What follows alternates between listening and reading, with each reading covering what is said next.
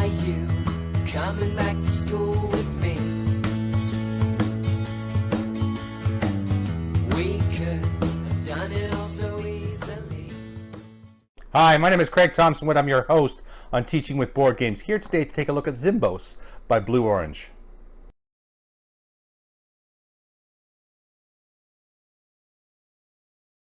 The interesting story about Zimbos is I could have sworn I'd done a video on this one a long time ago, but today I was playing Zimbos with my granddaughter Tiffany, and it was the first time we played this game a lot, but it was the first time we actually played by the rules. We usually played the game where she would just want to build things, use the pieces, like just do a little bit of role play, just use the pieces in her own way, and then she's just had fun with that. It's always been great because, I mean, every time she comes over now, let's play board games. She's really developed a lot of fond memories, a lot of great love for board games, even though she's only now just starting to get into actually playing by the rules. So we were playing Zimbos by the rules for the first time today, and I realized I didn't know the rules. So I thought, okay, well, I don't have the rule book in my copy here, and I thought, I'll just look up my video. I'll show her my video. We can watch it together. I thought she might thought it was kind of fun, but then I just couldn't find the video, and I searched, and sure enough, it's not there. So here we go. Years later, I've had this game for literally years now, but I'm finally getting it to you. So thanks, Tiffany, for making Papa aware that I didn't have this video done. Let's jump straight to the report card. So for number of players for Zimbos, I'm going to give it a B+. The game plays between 1 to 4 players, and I think that's about right. And like I said, Tiffany has played this game many times, sometimes with me, sometimes with her brother, sometimes with me and her brother, sometimes just all by herself. And that's just the great thing. It's just a kind of game where you don't need other people. You can just do things on your own with it and everything. So for very young kids, and I think it's good to have that option to just sometimes just play by yourself too. And this game is designed for that. So give it the B+. For learning for Zimbos, I'm going to give it the B. It's a game which you're going to be learning about colors, counting, recognition of shapes and balance and fine motor, hand-eye coordination, dexterity, etc. So you're learning those things. It's but again, for the very young, so it's very simple, but it's the kind of thing where through the repetition things, they'll start to be helping to develop those skills. So overall, I think it's good. Give it a B. For fun, I'm going to give Zimbos a B. It's certainly fun enough that Tiffany has requested this one time and again when she comes back. I think she finds the shapes appealing. They're nice, big, chunky wooden shapes, and just the balancing and things that she really enjoys it. We play it for a bit, and then she wants to move on to other ones. So it's not one that I don't think it's super exciting or there's anything that's just absolutely amazing about, but it's certainly one that I think that she does definitely enjoy and has enjoyed for the years that we've had it. Yeah, that's why I give it the B. For time, I'm going to give Zimbos a B. I think that it's the kind of game which it's very easy to set up and clean up because it's just a bunch of shapes in the box. You just pour them out on the table, they do their thing, they play their game, and when they're done, they just put it back in the box. There's no worried about small components or pieces or anything like that. They're all very large, chunky wooden pieces. So unless they're very careless, you're not going to be losing the pieces. Or if you're like Tiffany and you use them to mix with other games, and different games interact with each other, like the unicorns from Animal Upon Animal Unicorn Edition, having a swimming party with the elephants from Zimbos. It's happened. So sometimes I need to make sure that pieces are getting into the right boxes. But overall, I mean, in terms of the time of the game, it's a very fast game. So you just kind of play it until you get tired of playing it, or you play it in the way that they want to play it until they get tired of playing that way. But overall, it's just, yeah, it's sort of what it should be. So I give it the B. For cost, I'm going to give Zimbos a B. It's currently a little bit hard to find. I've been looking different spots throughout the GTA. Level Up doesn't have it right now, but there was a competitor that had it, and they were selling it for $32. And I think, while for a kid's game, that may sound like a lot, but I mean, sometimes you're buying, electronics or plastic toys or things that are a lot more expensive. I mean, the thing is with the Blue Orange games that they're very sort of environmentally conscious about. They don't use plastics and things like that. In this game, like Chickaboom,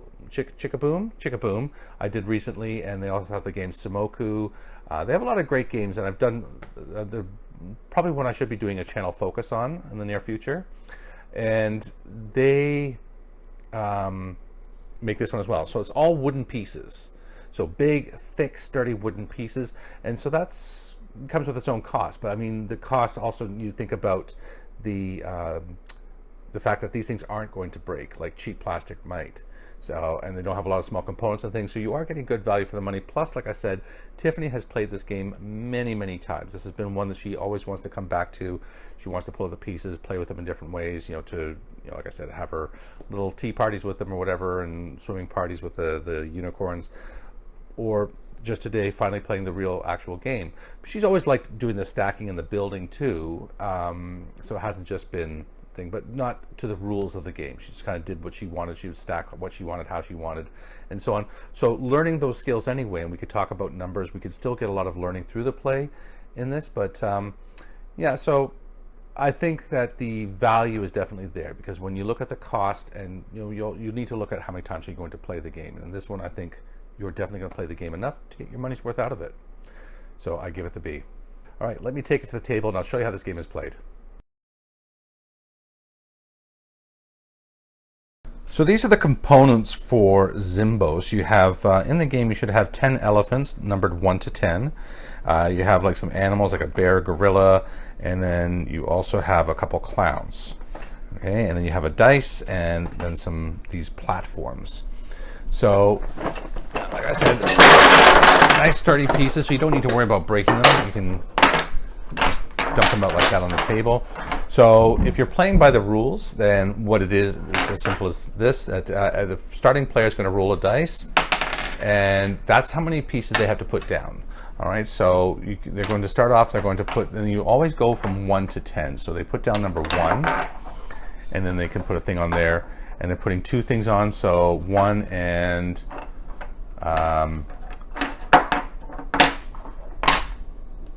there's 2. And, so these ones, the elephants can go upside down if you want, but that's obviously not going to work. So maybe I'll go 1 like that, and then 2, and I'll just put that thing on top like so. Okay, so I've got 2 elephants there with the thing. The next player goes, they roll a star. So with a star, they can put down a special thing. So either in one of the animals or a clown. So in this case, I'll take a clown and put the clown upside down like so. And then the next person gets a 1. So they're going to put, so they have 1, 2, and then 3 would be the next elephant up. So, and maybe having it mixed up like this is a good idea. So let the kids find it, don't have it just in a row for them, because then that takes out the challenge of figuring it out. And then they decide they're going to put that on top there. Okay. And I'll have to back up a bit here. Now I'm doing my thing too big. All right. And then star. So the next person gets a star. So they're going to put down, if I put 1 there, it's going to tip that, isn't it? Yep. So I'm going to put 1 there.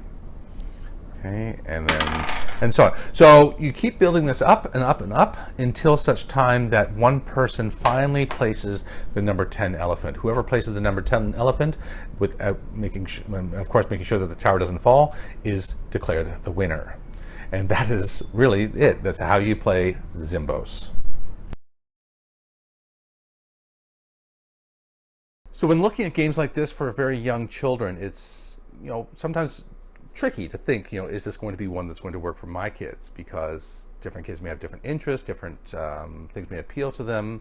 Like I said, Tiffany and I got into this game when she was quite young. I would say she was about maybe 2 or 3 years old when she first was introduced to this game. So she has developed sort of this interest and love for the game over those years, from those very young formative years.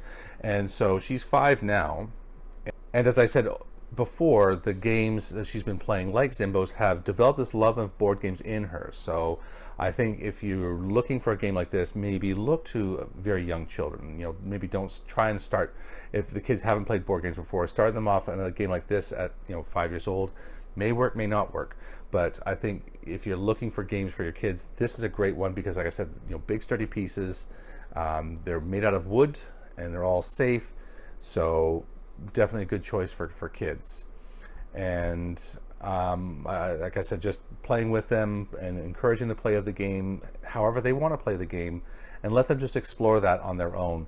Better for them to develop the good feelings about the game, and that don't be so strict about you have to follow the rules, you have to play by the rules. Don't worry about that. That will come later, and let them just have their fun exploring the game in their own way. And hopefully, like Tiffany, you will find that they start to develop their own love of board games and become those lifelong learners because they are engaged in board games throughout their lives. So this one definitely gets a recommendation from me. If you find a copy, I would recommend getting it. So if you're new to the channel, then what I do is I put out content on a regular basis around games, gamification, game-based learning, talking about games, talking about books, talking about topics of discussion about how to incorporate games into learning, whether it be as a parent at home or a daycare provider or a teacher at a school or a homeschooling parent. Then there's a lot of ways that we can be incorporating games to help our students to learn. Even for ourselves, I know myself as an adult, I feel that a lot of my education I owe to the games that I played, that they've helped to develop my skills over time. So if this sounds good to you, then please do remember to hit like and subscribe down below, even a little bell icon to indicate when new content is coming out. And if you have any ideas, please leave me a message in the comment section below. Love to hear from the viewers. Helps me to give you relevant content. Until next time, I'm Craig Thompson Wood, your host on Teaching with Board Games, saying thanks for coming to the classroom. Are you coming back to school?